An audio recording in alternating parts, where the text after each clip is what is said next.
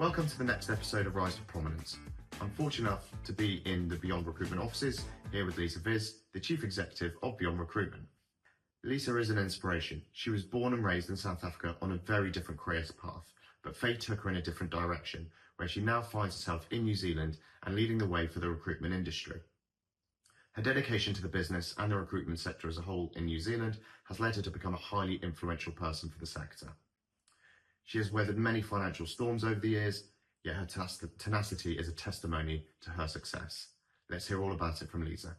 Lisa, welcome to the Rise to Prominence podcast. It's great to have you here today in Auckland. Hi Tom, welcome to Auckland. Thank you Great very much. having you. Yeah. Great to be back. My last visit was quite swift, as is this one, but great to spend some time with you. Yeah. Today is to find out more about you. Obviously, you're Chief Executive of Beyond Recruitment, so keen to dig into not just about that further down the line, but kind of where it all started for you, because you're not New Zealand by a New Zealander by nationality. You were born in South Africa.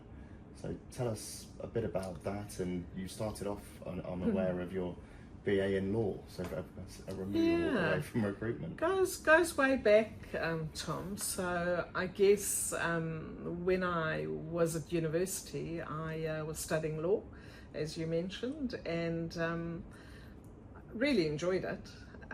But really the time came where I had to make a decision as to whether I was going to continue with law or not. And I guess the question that I asked myself was, can I defend people that I don't actually, agree with what they've done or believe? And I guess the answer to that was no. So I really needed to change my career path, and that's what I did. I wanted to work with people, and so I entered the world of, those days it was personnel management, and an aspect of that was recruitment. And I guess having that law background stood me in good stead.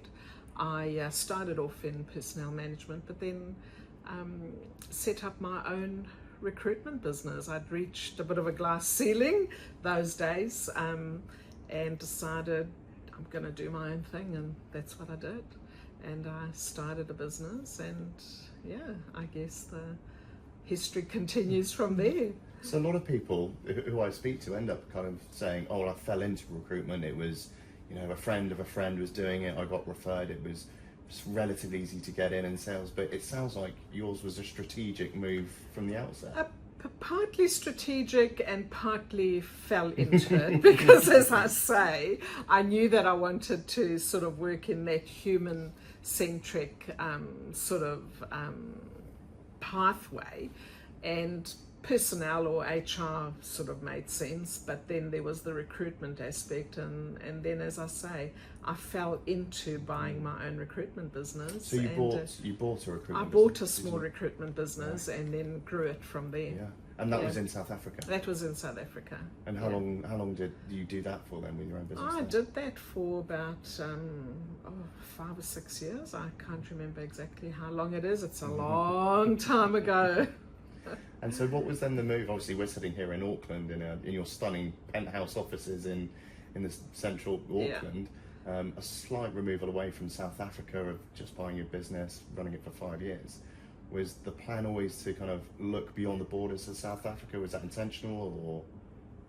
Yeah, I guess it's partly deliberate and partly not, a little bit like falling into recruitment or not. And I guess, South Africa went through some difficult times, and we had a young family, and we decided to look for opportunities afar.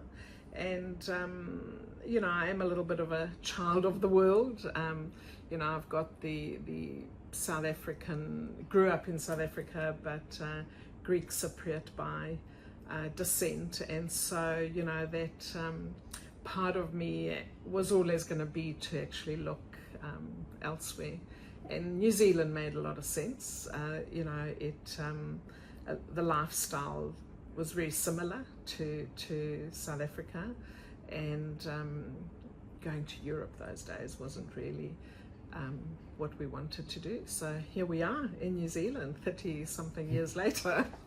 How did you find then the recruitment market? I mean, obviously you've got a lot more of experience, predominantly in New Zealand now, but looking back to your first 5 years, obviously I'm assuming new to business ownership, relatively newish to recruitment. How different was it, not just in South Africa, but kind of from that time? Yeah, it was different. It really was different because, the market in New Zealand was certainly much smaller, and people were well networked, so you had to work hard to actually get your brand known. And the first recruitment agency I joined was in fact an Irish company, and they were busy setting up in New Zealand, and I joined them as the general manager, reporting to the managing director, and that was the beginning of my recruitment career in New Zealand. So you came to New Zealand with a good amount of recruitment experience, and obviously I'm assuming that then the plan was to start out here in recruitment and your new life here with your family, and that was the vision. Yeah, I guess at the end of the day, I'm somebody that is passionate about business, and so running a business is what I was interested in, and running a recruitment business was part of my DNA. So, whether I was going to move into leadership or whether I was going to be looking at my own business, I wasn't really specific about, what I was looking for, but certainly recruitment was attractive given my background. Yeah, good personnel, resourcing, recruitment, it's something you were confident in. Yeah, and I think, part of my background is that I worked in human resources, or those days it was called personnel management. So one of the skills that I have is that I'm able to understand what our clients are looking for, because I've sat on that side of the table, and I've also sat on the recruitment side. So understanding both sides and understanding the pressures and the challenges that a client has is really important. So what year did you move over to New Zealand? It was 1980 something. I can't remember exactly when. You have to sort that out. You're asking me too much about this move. So then when did the Beyond start for you, Beyond Recruitment? Joined Beyond about, I think it's 18, 19 years ago now. And so I worked for a global multinational, and left them, and I knew that I wanted to join an organisation that was New Zealand owned and operated, and Beyond offered me that opportunity, and that's when I joined Beyond.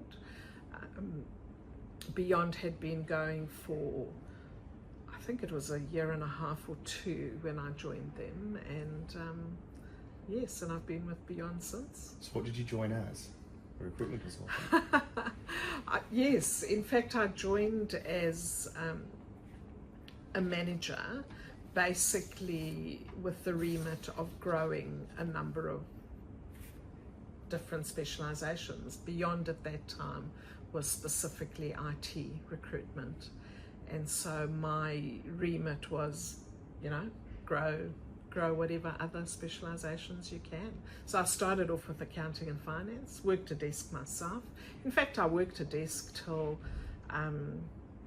about a year into being made CEO, appointed CEO. Is that because you enjoyed it and couldn't let go? Yes, loved it, absolutely. I think, as a recruiter, you've got to absolutely love recruiting and be passionate about it. So, yeah. So, jumping into kind of what Beyond is about, it's become obviously a very established business. I'd imagine from that diversification from when you kind of took over at that point in time, and it's grown very heavily since then we've had COVID, various economic times. How have you seen the impact of kind of the core culture of Beyond make that stand out against its competitors? Has that been a big thing? Yeah, I think what's important is, to stick to the foundations of your business and to stick to your values. And so that's taken us through some really tough times, but it's also taken us through some really, really good times. And I think as long as the foundations of your business are solid And as long as your core values, are part of the DNA and the fabric of your business, you can withstand any tough times or any turmoil per se. So if anything, we've grown from strength to strength. So I think that philosophy of, maintaining our values and being true to what it is that we set out to achieve is the ingredient of success. Obviously, Chief Exec is a big role within the business. You've got multiple offices. You're flying around quite a bit at the minute and making sure that all the offices, I guess, are aligned with each other, that the vision is the same. You've diversified over the years. What's the vision then for Beyond at the minute, and your personal vision over the next 5 years? Kind of, is it looking back and seeing what you've achieved and doing more of the same, or pivoting and kind of going to trying something new? It's really both. You've got to be ready to pivot. You've got to be ready to adapt. But as I said, you've got to do more of the same of what you do and do it well. And so, you've got to be flexible in how you run your business. And I'm excited about the future, and I'm excited about what, the advent of technology and AI and automation is doing to support our business.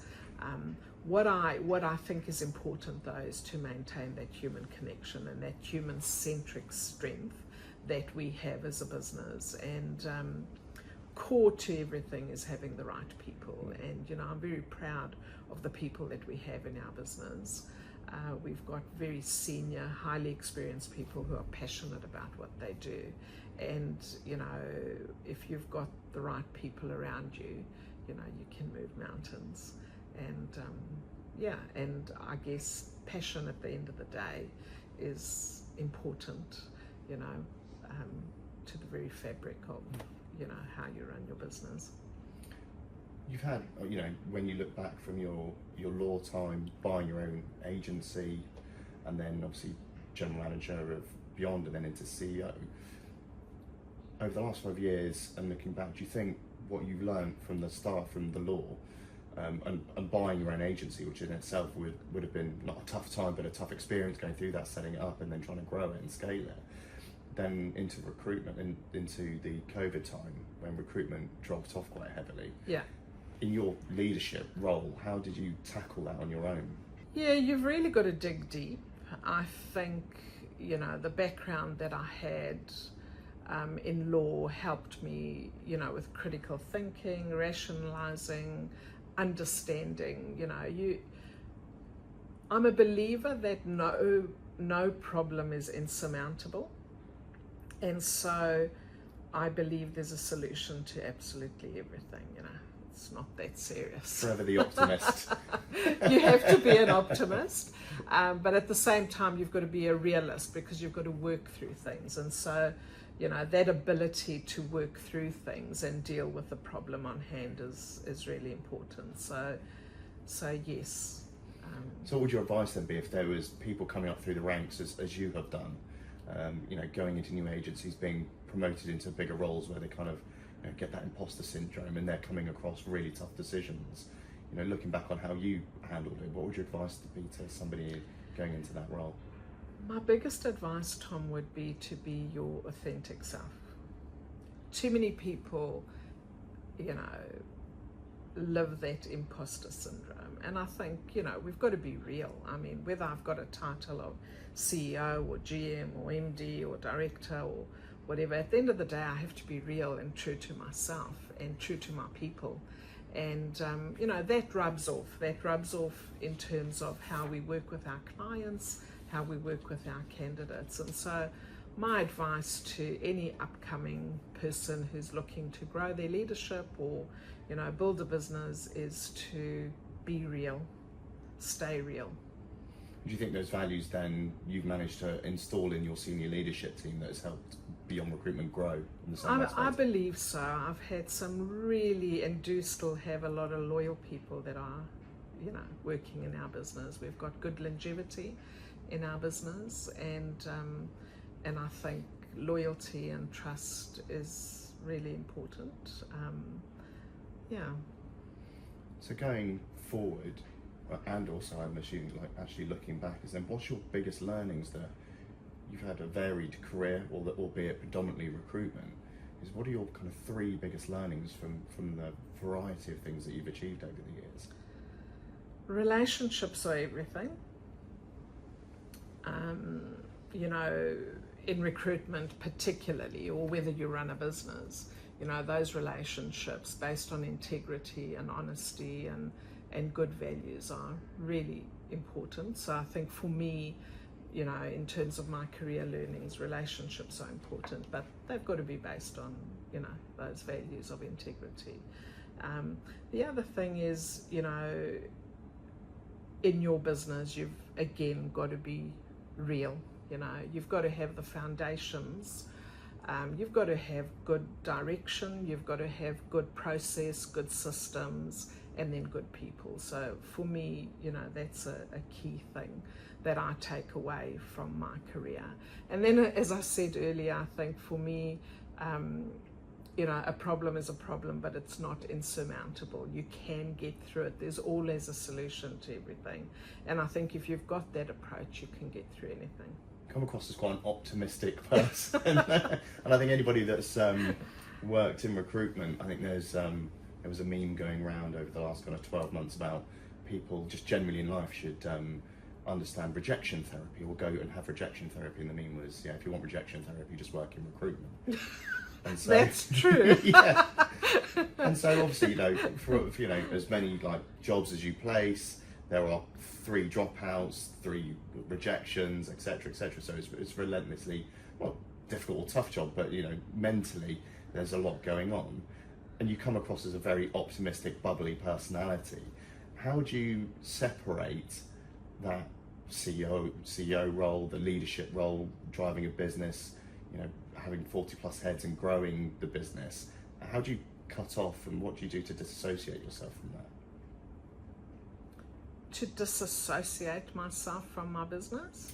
Yeah, I don't think I'd ever disassociate myself from my business because I'm passionate about it. And I guess, you know, it comes back to that whole work-life balance. You know, our work is part of our life and our life is part of our work. And so for me, you know, central to everything are my family values, and my family is everything to me, you know, both my immediate family as well as my extended family. And so that grounds you, you know, and you've got to know when, you know, it's time for family and when it's time for business. And so, yeah, it's all part and parcel of the same thing. The same thing, yeah. Looking back at your career, and obviously you've had a few moves, country, industry, is there anything you look back and go, I wouldn't have done that the same way? That's a hard one, because I don't believe in regrets. Everything that we do, you know, has given us some type of learning and some type of strength. So I don't believe in regrets. I believe in learnings, you know.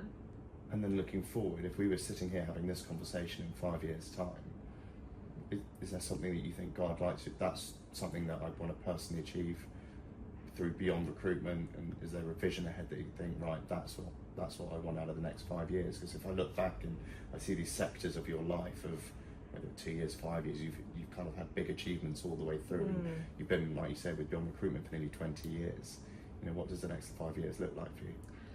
I think the next 5 years for me is equally as exciting as the past has been, because that's going to take me to a different phase of my life. I'd like to continue to be passionate about Beyond Recruitment. I think we've got, you know, an exciting and ongoing future ahead of us. There's no doubt that, you know, things are changing in the recruitment industry, but certainly a lot of, you know, what we've always done will continue to be done, because it's all about that human factor. So yeah, so look, both from a personal as well as a professional perspective, I intend to remain relevant. That's a good And plan. I think Yeah. that's important, you know, is again, be true to yourself, have no regrets, only learnings, and you know, be authentic. And with New Zealand over the last, coming out of COVID, there was every country obviously suffered immensely, and the economic recovery, every country grew at different rates. And looking at how New Zealand has been over the last 18 to 24 months, Yeah. and it's been probably, and correct me if I'm wrong, arguably more difficult in New Zealand economically, which has obviously had a huge impact on the recruitment sector.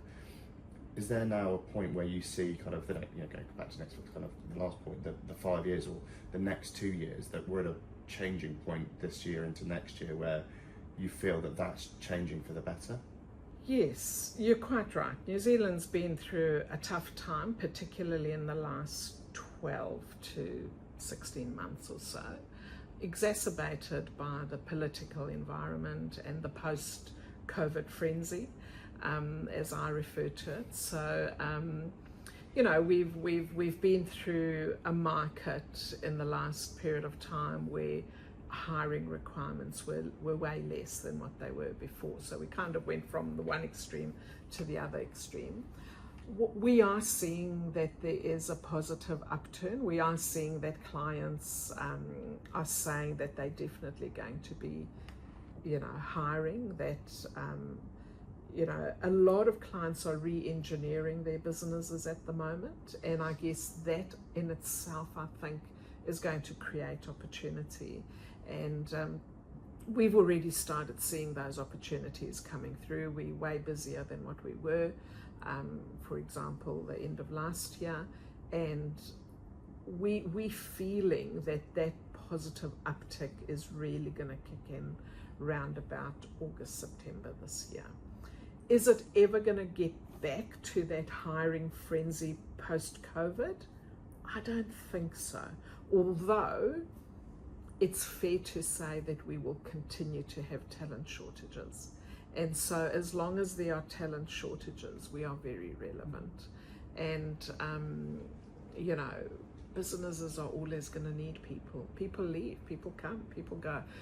Businesses need talent. And as businesses recalibrate and re-engineer, they need the right talent. And so there is opportunity out there, definitely. Is there a part of you that wants to go back onto a desk and back into the day-to-day of recruitment? Yes, sometimes I bit. think, yeah. Maybe I'll do that one day when I retire. I don't see you retiring, so it'd be like a semi-retirement. No. So when we have these It's chats, not going to be one of Yeah. those things. No. Yeah. Brilliant. Well, look, I think you've had an extremely exciting journey along the way, and I think from your law stuff and acquiring a business has obviously put you in incredible stead for the role that you're in now, and seeing where Beyond has been and where it's going, even over the last 12 months of where we've seen it together, and I'm really looking forward to seeing where it's going over the next 5 years. So Thanks, Tom. Thank you. And yes, really looking forward to continuing to see how the industry evolves and what the next learnings are. Thank you so much for being on the Thank you podcast. for your time. Thank you. Thanks.